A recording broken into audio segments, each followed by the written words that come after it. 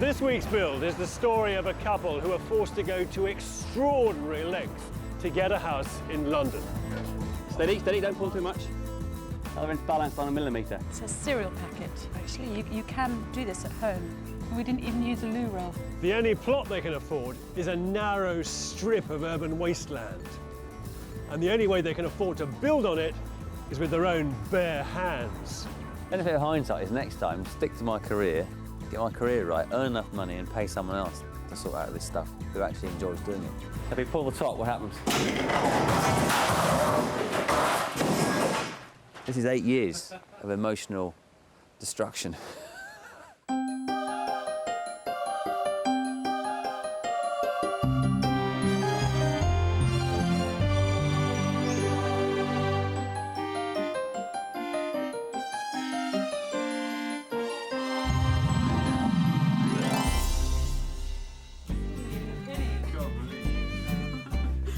Monty Ravenscroft and his partner, Clare Loewe, currently live in a shared house in North London.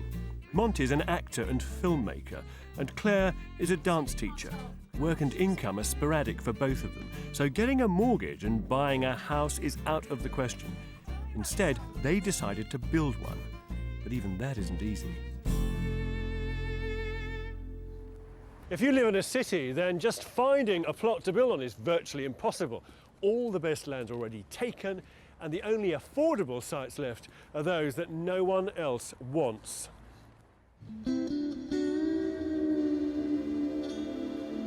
After years of searching, Monty found this scrap of land squeezed between two listed Georgian villas in South London. It's so tight, no one thought you could put a house on it. But with a lot of creative thinking, Monty's devised a challenging, low-cost design that fits snugly onto this awkward-shaped plot. How did you find it? 4 years took of loads and loads of sites that I couldn't afford. Yeah. And finally this one came through at an auction. So how much did you pay for it? This was 40,000. That's very, very cheap. It sounds very cheap. It sounds cheap to me. But it took me 2.5 years to get planning. So where are you at now? What's it going to be? It's going to be a mono-dimensional contemporary space of a light and airy nature. Yes, but what's it going to be? Bungalow. It looks like a very long flared garage. Flared garage? That's being a bit uncharitable. Is it not? Well, that's the kind of shape it sort of... It's courtyard development. A la the Romans. You go into the space and there'd be one huge living space. Yeah. Which is top lit. Yeah. With an opening roof. Okay. It's one of the things I want to prove with this project to planners and to banks alike, that you can take shitty little urban spaces and make special houses with them if you're prepared to broaden your horizons a bit. There are houses on both sides, and the planners will only allow a single-storey building, which means there's nowhere to put the windows. So, Monty's architect has responded with two ingenious solutions that are both big architectural and big engineering features of this low-cost, high-tech house. The first is a huge sliding glass roof above the main open-plan living space. Crucially, it introduces light into the heart of the building, and in summer creates Monty's open-air Roman courtyard. The second solution comes in the form of two space-saving mezzanine pods that protrude from the roof to catch yet more light. They each just squeeze an upstairs bedroom under the single-storey height restriction, and they're accessed by a space-saving pigeon step staircase. These mezzanine pods, half attic, half dormer window, should help provide critical additional space. At the back of the house will be a third master bedroom. It's the only wall where Monty and Clare can have windows, so they're making the most of it with sliding glass panels. The planners have also dictated that the house has to be hidden from the street, so the front will be screened by a row of planted willow stakes. To build this unusual, experimental house, Monty's got just £110,000. Are you confident that you can build for 110? Yes. One of the big problems we have is getting the mortgage. Until people can see this space, they're reluctant to value it. We've been through all the figures. We went to all the banks wouldn't give us any money. So my dad had to remortgage his house. So is the plan that you eventually do get a mortgage on the property that allows you to repay your father? Is that the deal? Yeah. Right, okay, so this is a temporary loan, effectively. It is. So the heat's on, isn't it? I mean, you haven't got a lot of cash to play with, and you've got to pay back your dad. Yeah, I occasionally feel this huge burden of his house on my neck. Poor Monty's been hit by a double whammy. No bank or mortgage company is prepared to lend him any money because he hasn't got a regular income. And no one is prepared to lend on this project because it's such an unconventional design. So Monty is taking a real gamble here. He's borrowing the money from his dad, who's remortgaging his own house. So he has to get a mortgage to pay him back. But there is no guarantee of that. Monty actually started groundworks 7 months ago, way back in October 2003. To keep costs down, he's done most of the work himself with the help of his friends. Since then, he's laid and polished the concrete floor. On top of this, he'll be building the house as a lightweight steel frame. It's now April 2004, and he's given himself another 8 months to finish. Most people would be daunted by the prospect of building a house entirely themselves, but not Monty.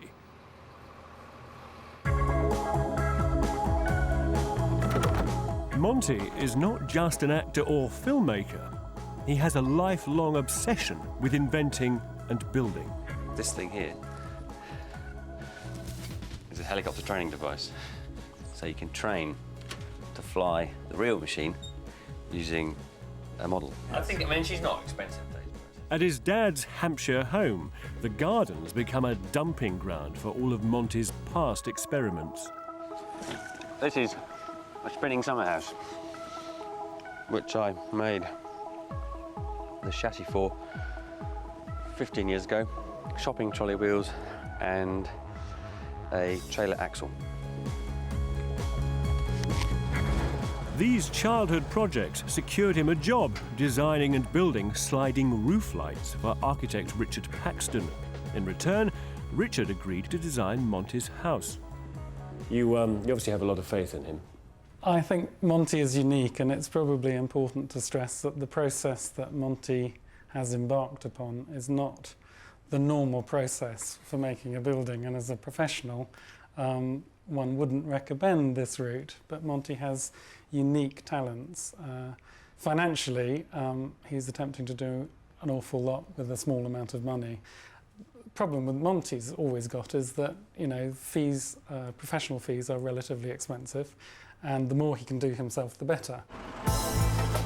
To save space, time and costs, Monty's building the skeleton of this house from steel. Which ones are the heavy ones? How heavy are they? About 150 kilo. Oh, that's not that bad. Well, For him, that's a real advantage, because it's the material he knows most about. The chunky frame that'll support the roof light has just arrived ready for welding. But for the moment, Monty's turning his attention to some kind of scaffold structure. Monty, what's the scaff? this is to give us some idea how big the roof light is. That is the basic shape of the glass hole in the roof. So we're going to get the crank beams and they're going to rest on top of this thing. The crank beams being the big lumps of steel which forms the skeleton of your roof structure. Absolutely. And they form the sort of top hat thing. Why are you going to suspend them in mid-air? Everything be built together and screwed together before it becomes rigid. Cladding and the frame have to act together, or the skeleton, to make one rigid structure. Stop! Stop! Poetry. Most people would start from the ground up, but for some reason known only to himself, Monty's decided to build the roof first. Instead of hiring a crane to lift the chunky steels, which cost money, Monty's gone for the cheap option of lifting them by hand. What, you want me to pull a whole thing up yourself? I want to say it's not too much friction. Now pull that. Can you pull that? Lift. Each beam weighs about 150 kilograms. Monty's building his ultra-modern house in the same way the Egyptians built the pyramids. Steady, steady, don't pull too much. Other end's balanced on a millimetre. Go.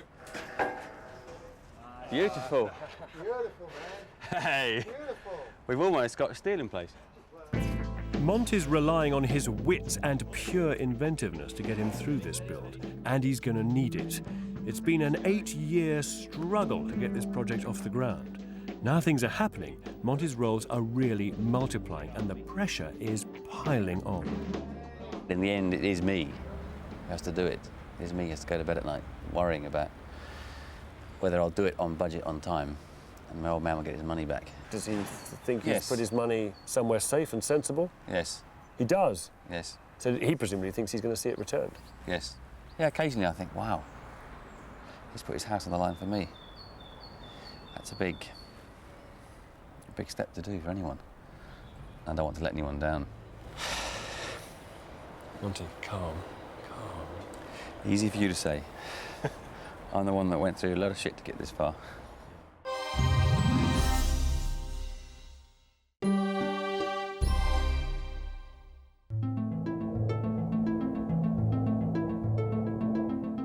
It's May, a month since Monty Ravenscroft started to put up his experimental steel-framed house on this tight and tiny plot in South London.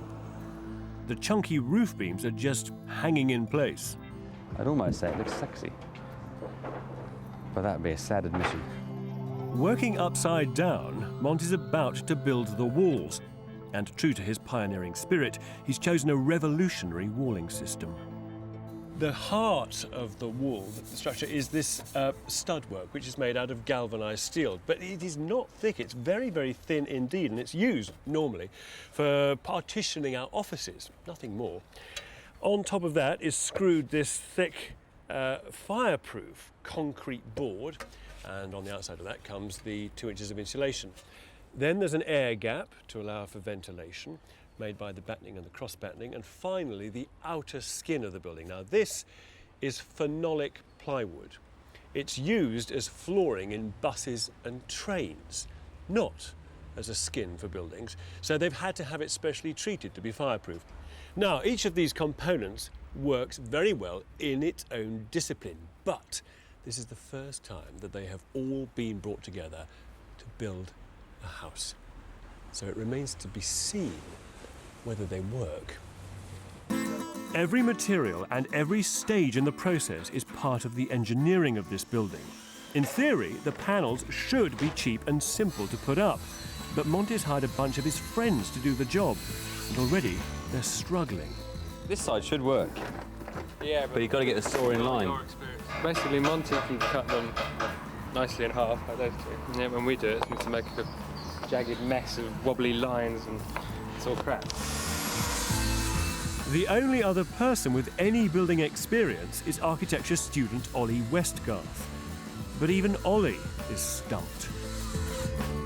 Monty, why is a saw doing that? And that is a problem, isn't it? That's not now waterproof. If you cut up, instead of doing that with the saw, turn the other way around, then the saw blade itself will suck up the laminate as it goes through the wood rather than rip it off. I don't have quite my experience. If I do it all myself, I'll be here till Christmas. But there's always that question of whether you should pay professionals and get it done in a fraction of the time. It takes days to get the first wall panels into place. Slowly, so it doesn't slip off. Looking beautiful so far, Mr. Westgarth. Don't speak too soon. Monty's crew are inexperienced and the learning curve is steep. Stop. Right. You're just going to rip all the sheets here. These unorthodox materials are far more difficult to work with than they thought. Excuse me, we're trying to build a house. Now, there's something else holding back this project. Yet another of Monty's roles is to regularly supply his team with detailed drawings to show them what to build. But he's spending so much time on site guiding the others, he hasn't done them. Because this project's being drawn up as we go. That sometimes causes issues as well. That is hard, not having a full set of comprehensive drawings and designs, which I can literally, Monty went away for 2 months, I could carry on building. Whereas if Monty went away now, I could probably carry on building for a couple of weeks before I had to stop. Before you had a lot of questions. Yeah, it's an issue, isn't it? Because he carries a lot around in his head. He does, he's got incredible memory. He doesn't drink.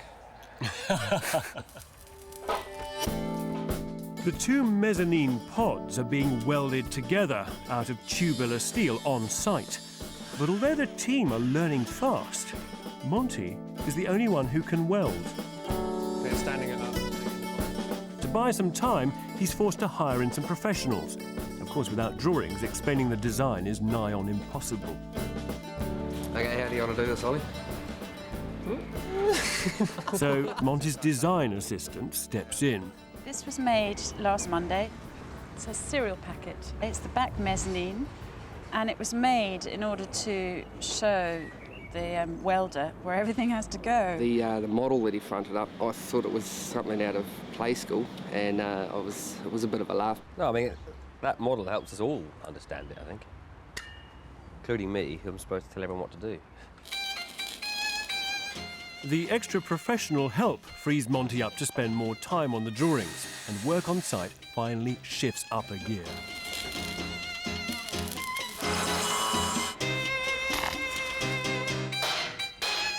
The bigger the problem, the bigger the hammer. While the welders get on with the tubular steel frames for the mezzanine sections, the rest of the team hone their power tool skills to build the panel walls. Even lunch presents a chance to refine their prowess with an angle grinder.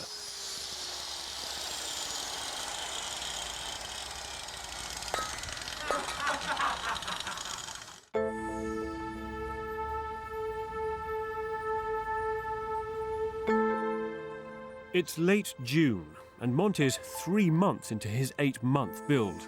At last, the basic structure of his house is nearly complete. This combination of lightweight materials has never been tried before, so Monty needs to get it checked by his structural engineer, Andy Downey.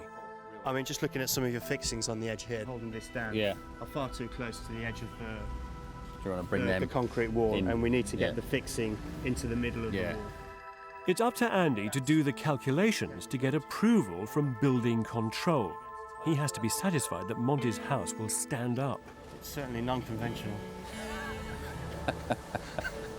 So you happy? I'm more than happy. I'm pleasantly surprised, actually. Having left the site with a concrete slab and some walls down each side, and a couple of sketches of here's some ideas on how to make it stable, and here's a section size that if you put enough in will work. And I've come back and he's built a house. Yeah, well, more or less, with a big hole in the middle. With a few big holes in the ends and the roof. Now, the structure has to be approved by building control. As with every house in Britain, this place has to pass building regulations. The building inspector has to approve it. So far, that's been rather difficult for him because he's had very little in the way of drawings, and at this particular stage, this is a structure that he won't recognise. This uses technologies which are just alien to house building. There's a real danger that this place won't get building regs approval, and if it doesn't, Monty won't be able to live here. A week later, the building inspectors arrive, but Monty still hasn't done the drawings. So Andy hasn't been able to do the calculations, and the very tolerant inspectors have nothing to base their decision on. At least give us something, and then we could check that, look at it, agree it, move on to the next one. At least then it's a rolling programme. We've got something to work on. Absolutely. I'm sure you can do that. Fine. If you could go back to I mean, you want to see the basic loadings are all there, don't you? Well, yeah, of course. But we don't want to see it after it's all built. No, nor do I. But it's also, I mean, I'm very aware that if you guys don't sign it off, then I'm screwed. Like, I'll never get a mortgage. I mean, I want to live in this. I don't want it falling on my head. I don't fall on your head either. At some point, I want the vision of perhaps being able to sell it. Building control still have to see figures that'll prove the house is structurally sound. Okay, Monty, I'll see you later. Bye. Despite the lack of calculations and drawings, Monty's so confident in his engineering ability, he's decided to remove the scaffolding that's holding the whole building up. If we pull the top, what happens?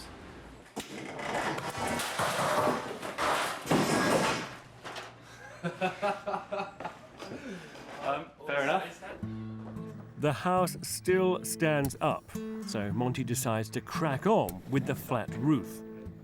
To save money, he's chosen a relatively cheap plywood for the first layer. When fixed, it'll help to make the structure rigid, and it's waterproof, so it should do the job perfectly well. But after a wet weekend, there's a big problem. Jesus, look at that. Yeah. The plywood is basically a bag of old nails, which is really disappointing. Because we spent all this time putting it on, and in 3 days, it's got rained on once, and the second time today, and it started delaminating. Just like that? It's crap, actually. It really is crap. How long will it take to take it all off and put a new skin on? A couple of weeks? Week? I hope with 2 guys it would take a week. It reminds me why I'm not a builder. But you are trying to be a builder here. That's the point, isn't it? That is becoming very apparent, that I am being forced into building, but this makes me feel sick.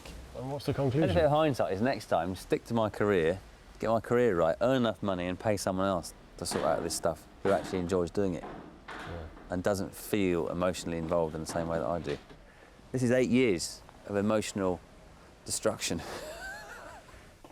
A small thing like that he'd take really hard. There's a lot of money, that's the problem. It's not the mistake, it's the financial side of it. He really doesn't want to put his dad in any position with the house, and so he deeply cares about that. So obviously I think he's trying not to dwell on it. It's almost 5 months into this project, and the shell is only just up. After the painful episode with the flat roof, Monty now has to build the curved roofs for the mezzanine pods. They're an important aesthetic component of the design, and they'll allow him to cheat a few extra inches of headroom in the mezzanine bedrooms. The steel frame will support another plywood skin.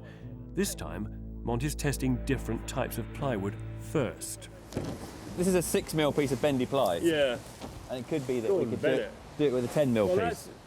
That's very interesting, because it's so bendy, it's actually sagging in between each of the purlins.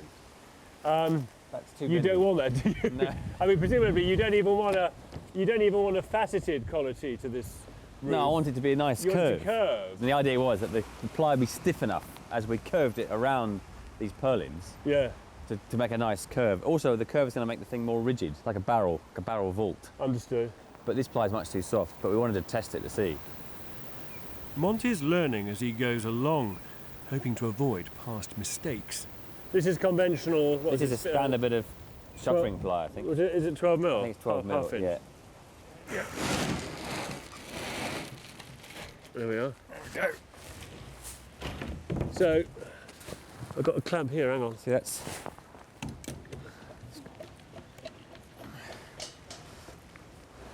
much more like it. So that's beautiful.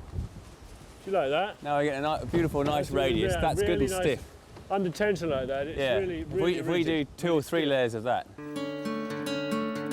Having worked out that standard 12mm plywood will do the job, the first layer is shot fired with a nail gun into the steel beams. Another 2 overlapping layers are glued and screwed together. It may not look like much, but this laminating technique is similar to that used for building the hulls of boats. The result is incredibly strong. At last, Monty has something to smile about. Well, everything's working, actually. Even the weather's holding. So this is an exciting moment. It's a vaguely sexy bit of the house. The rest of it's all sort of straight lines. It's all about the lines and the rectilinear shapes. And then suddenly you've got this curve coming on top of the 2 angles. This is my spaceship statement for Peckham.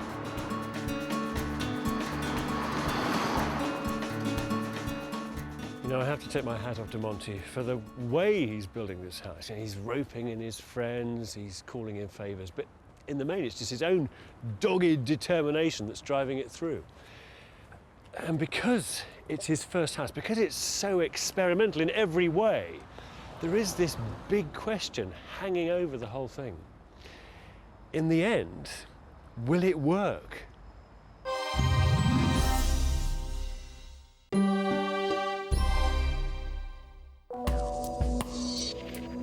It's now October. Monty wanted to finish his experimental house by November, but it's clear that's not going to happen.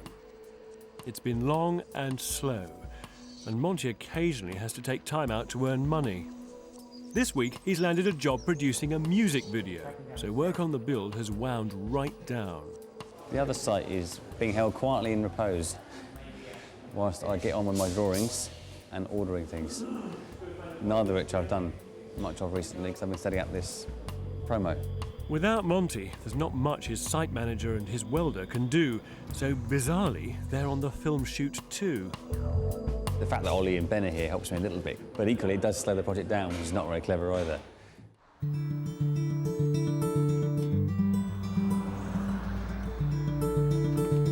While he's away, Monty has at least had the foresight to employ a team of professionals to insulate and waterproof his roof.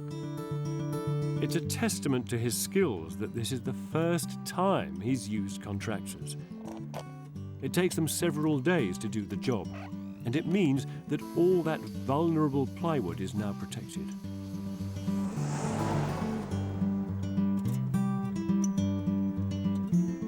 By the end of October, the roofers have moved on, but the building is still far from watertight. How are you, all right? You've got a roof on, Getting there. Yeah, no, he's got the roof. Well, the roof's nearly on. We've got to do the edges yet. I mean, the only holes you've got then are these openings, waiting for the glass, is that right? Glass quite across the back. Glass Yes. in the mezzanine. And there's going to be glass in this hole as well? Absolutely. Yeah. That is the sliding roof light. Yeah. Now, where are you going to make that? Are you going to make that on-site or off-site? Well, I decided, rashly or otherwise, to do it on site. Let's try and bring the cost down because I'm running out of money. And when are you going to get all this done? Because you've got 1, 2, 3 big openings, haven't you? You've got to get, and the end. Yeah. So you've really got to get them. Well, once Ben's on top of the frame making, then the glass will come. We'll just glue it all in. And Yeah. But when is that? Because it's now beginning of October. I realise that time is flying. I mean, we're close. I mean, if I can order the glass this week, it'll come kind of next week. But are you going to what are you going to do? You're going to order the glass and make the frame around the glass, rather than the conventional way, which is to make the frame, make it all fit, and then order the glass to fit the frame. Well, as long as Ben builds the frames to the drawings, and my drawings are right. Yeah, I know. That's precisely why people don't order the glass till they've built the frames. As usual, Monty's doing things his way and gets Ben to weld the frames whilst waiting for the glass to arrive. This breaks a cardinal rule of glazing because the frames will have to be millimetre perfect for the glass to fit. The sliding glass roof light will be the great centrepiece of Monty's house. At least with this part of the build, Monty knows what he's doing because he's made them before, only on much bigger places. So you worked on this amazing place? Yeah, this was, I think, my third or fourth thing for Rick. It's the first one I had full control of all the design. And so this is... You built the whole of this roof? Yeah. And the one you're going to build in your house, then, is it similar? It's... Yeah, the house one's, my one's going to be fractionally smaller, but otherwise it's the same concept, yeah. I mean, move over Thunderbird 1. Look at this. Jeff Tracy would have killed for this. It feels so different. The light's different. Yeah. The sound's different, isn't it? But if I wanted to put one of these in, how much would it cost me? £40,000? When I used to do it, which I don't do anymore, it was about £3,500 to £4,000 a square metre. Well, The guide price. Yeah, well, all right. Then this one is 16 square metres. Well, there we are. That's sort of £60,000 or something. Yeah. How much have you budgeted for the roof? 10? I did budgeted, I think it's 11.5 as a complete cost only. That doesn't mean, if we break a piece of glass, it gets very expensive.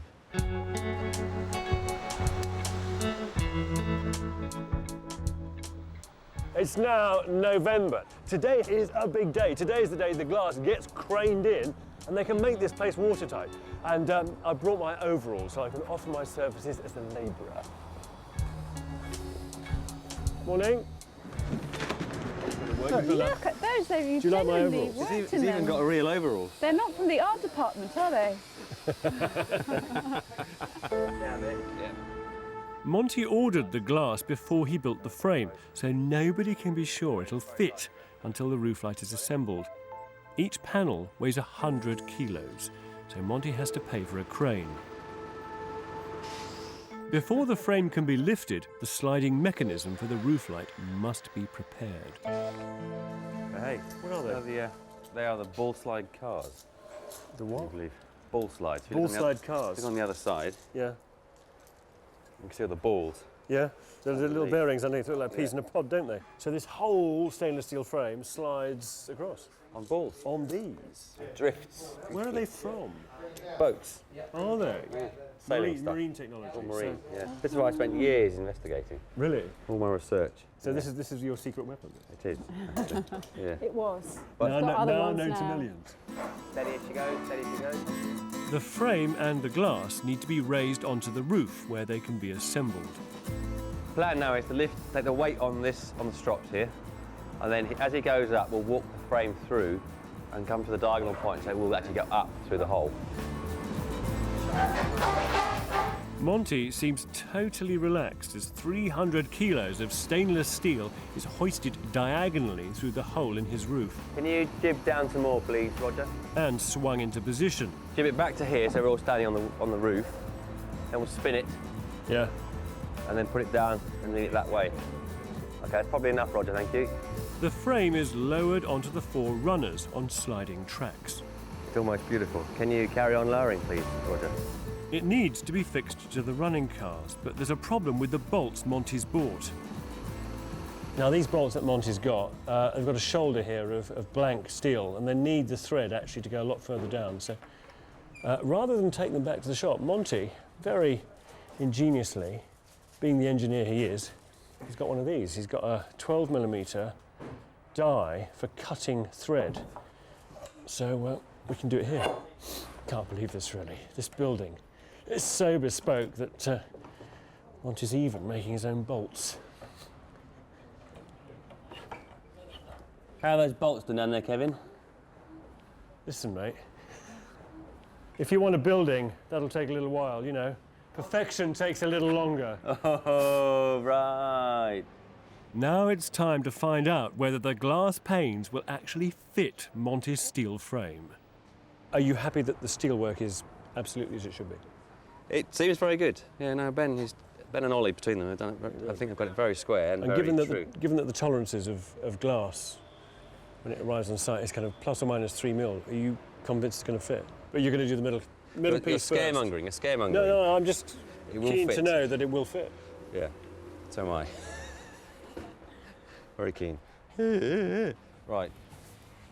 I suppose, actually, the reason that Monty is so relaxed about this is that this is what he does. He knows more about this high-technology roofing system, which he's invented, than anything else in this building. He's in his element, isn't he?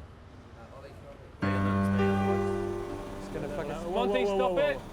There are 3 double-glazed panes which are lifted onto the roof using an electric sucker attached to the hoist of the crane. At a cost of nearly £2,000, one false move could spell disaster. It needs to tilt back We down. need some instructions for the crane driver. We nearly lost Can't the piece let it of go glass. because it's going to swing and smash. Down on the hoist slightly, please, Roger.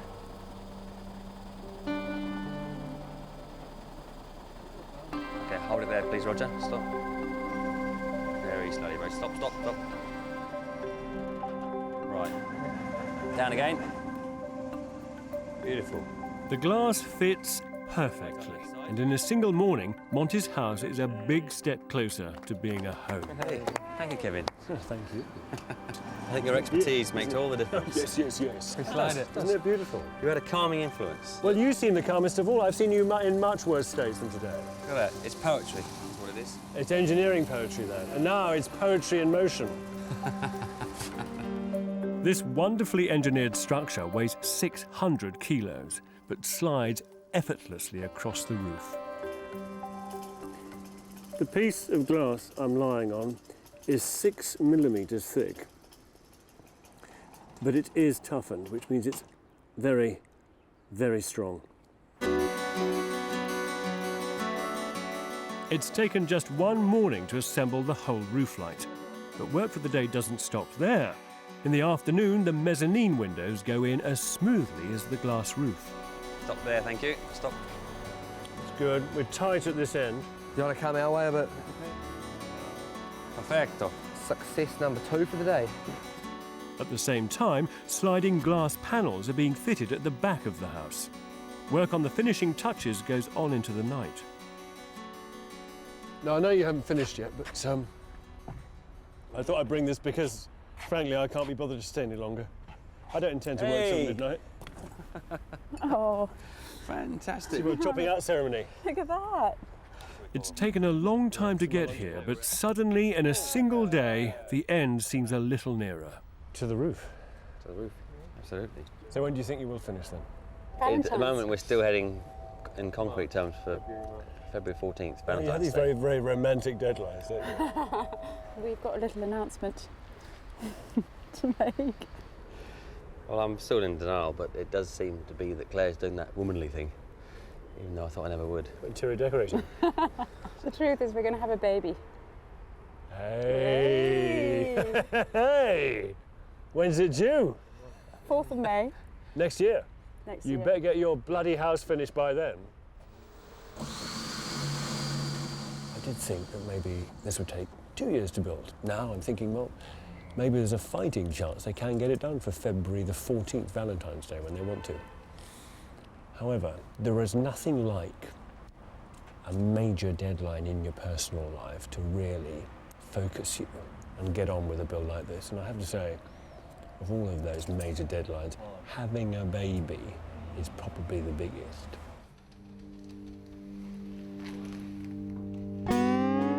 A successful day is followed by the cold dawn of reality.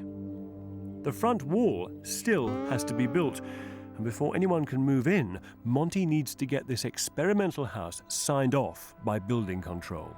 It's such a unique scheme that none of the surveyors or the engineers know whether it's going to comply. We need to make a decision based on information that's been submitted to us. None of that's come through, so we can't make an assessment. Perhaps it's the baby, but Monty's suddenly leapt to gear, sat down in his architect's office and started work on the drawings. On site, the boys clad the front mezzanine wall, making the interior finally weathertight. This means they can start to fit out. Ben is welding up the impossible staircases, whilst Ollie teaches himself wiring.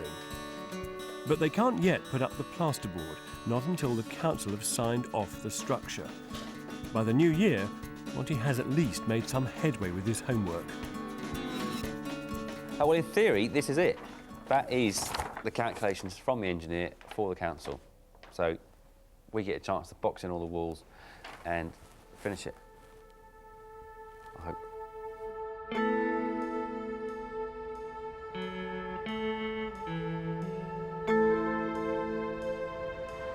Monty's been building for 10 months now, and he's still waiting to hear from the council. Hello. Hey. Hello. Good man. Is Monty here?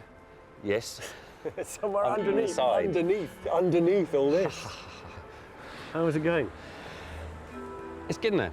Yeah? It is. That's all happening. Hello. Inside, however, impending parenthood has had less impact on this build than I thought. So how has the baby changed the design of this place, if at all? I was just asking that. Just last night. I was thinking those stairs are very, very Yeah. innovative, clever, because they're very shallow, angled, quite steep, unusual, offset, but impossible for a 3-year-old to climb. That's the idea. Without It's much inflicting safer. Some kind of damage on No, it's safer because you can't get up.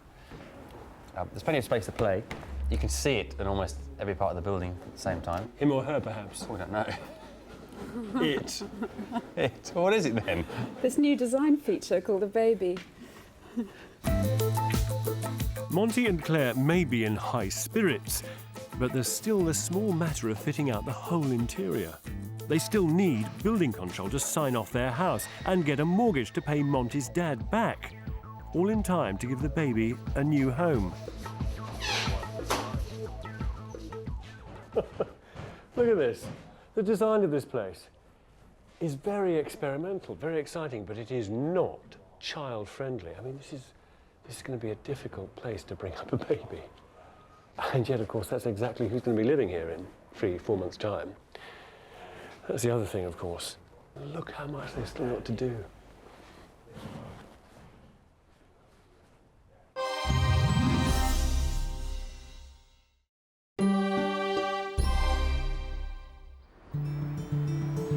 I've been coming to visit Monty for a year now, and in that time, God knows what he's spent in terms of money, mistakes, favours, and especially in terms of worry. But this is my final visit. The last time I was here, they still had an incredible amount to do. So if this place is finished, it'll be a miracle. Hello. How are you? I'm fine, thank you. Over the last 3 months, there seems to have been some divine intervention. Good Lord. Well? Well, indeed. It's amazing. It's wonderful, isn't it? I can't believe just how finished it all is. But it's not only finished, it's just so beautiful. I mean, I'm just shocked coming in here and looking at it with the sun coming out and everything. It's just gorgeous. One thing that strikes me now that I sort of hadn't twigged whenever I've been here is just how it narrows. It gives you, as you look down the room, this amazing perspective and leads your eyes straight to that window and then straight out beyond to the next window into the garden. Well, the idea is it reveals itself gently as you come in. You don't have to see it all in one hit. And yet there is going to be an expanse of view because the room has no real windows. And this, of course, is it working? I'll have a gadget here. This is the one. Fingers crossed. And watch this. Look at that. How is that? Sex on runners, or what? Look, I mean, walking into the room, you knew the skylight was there, but you didn't really see the sky, but look at that. Great, huge rectangle of blue. It does change it from being a room to almost to a garden, isn't it? Yeah. Like a terrace. Yeah. Oh. But the big scary thing for me was always going to be that this space was too small to work without windows.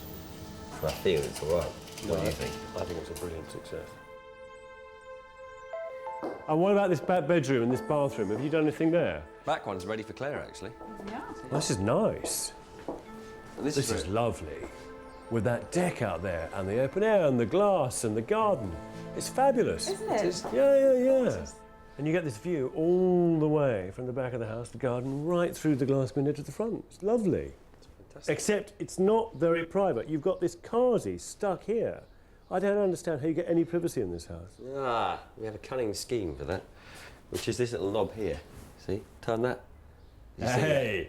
You can dim this glass down. That's electro-Uji glass. Yeah. So it goes completely opaque. That's very nice, but it doesn't give you any privacy from the bed. I mean, in the middle of the night. No, but this bathroom's all about celebrating the body, the human, you see? So what we have here is a light fitting, for instance. You turn on here, LEDs, which also doubles up as a shower. And what a lovely thing. And that just drains straight onto the floor and away underneath, doesn't it? Through those slots. You've grooved those slots into the concrete floor. Yeah. So this is a sort of a wet bedroom. Yeah. But there is something else happening to the bed, which is very exciting too. Underneath the bed, lo and behold, It's a wet bed. It's not a wet bed. What a ridiculous That's idea. one of those spa baths with bubbles. That's absurd. I'm not convinced. I'm not buying it. Come back later and we'll tell you how well it works. I think it's nice. Some of Monty's experiments have obvious flaws, but for a plot that no one thought you could build on, he's created a high-tech house that's quite simply awe-inspiring. However, it's the mezzanine pods that really need to work to unlock that little extra space. So this is the mezzanine. This is a nightmare. It's actually the big one. I hate these stairs. The stairs are great. They're horrible. What do you think of the room? The room's nice, sorry. The room is great. Actually, the room is big. You've cheated this extra headroom. Yeah, Very clever. I really like that. Sleeping in here when I slept over there, the sunrise comes up over there, so you see sunrise through trees. The romance of this house is all inside. Outside, the low height, the grey roof membrane and those pods make the place look like a NASA stealth house, functional, ugly even, but also nigh invisible. Out of the adversity of the planning condition and the impossible site, Monty has cleverly engineered a set of experimental spaces that are challenging, but ultimately successful.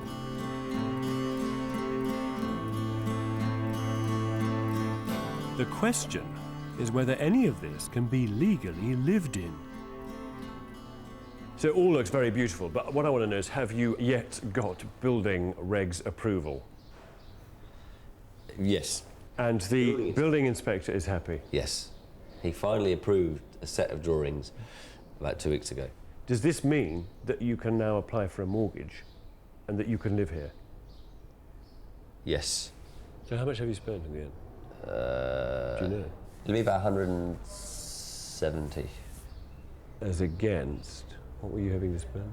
I had hoped to be 135. Okay. So where's the extra cash come from? Because you didn't have any. No, we didn't have any. Some friends have been great and loaned us some money, so that's really good. This house is, to an extent, a prototype, isn't it? It's an experimental house. So, I mean, how successful do you think it is?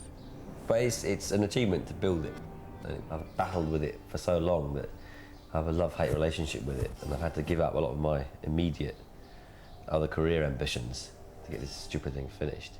Is that how you think about it, though? It's a stupid thing? At times I've had to really wrestle with it because I haven't been able to focus on it enough and haven't had the experience. I haven't planned it very well, haven't managed it very well, that it's been disappointing to see it not going smoothly, not being efficient. Because looking at it now, you're just thinking, this is a nice space, it's a great space, it's a wonderful space. But it's cost me a lot, emotionally. Well, I mean, is it worth it? It is worth it, looking at it now. But it's been very painful to get here. And what do you think, Claire? Did you like the unusualness of the place? I do. I love the inventiveness of the place and I love the details in it, and it makes it unique, you know, and special, and I love the fact that it's sort of popped out of Monty's imagination and he's made it into reality. Don't forget that this has been a piece of urban wasteland covered in crap for the last 50 years or whatever it is, and it's now become this amazing space. What was the high point of the build for you? I think probably when Claire said you liked it, she could live in it. I didn't know that. Yeah, it's a big relief. When did It'd be awful to have pushed it this far and then find that Claire didn't want to make the move. Monty, I was always going to go wherever you go. You silly move.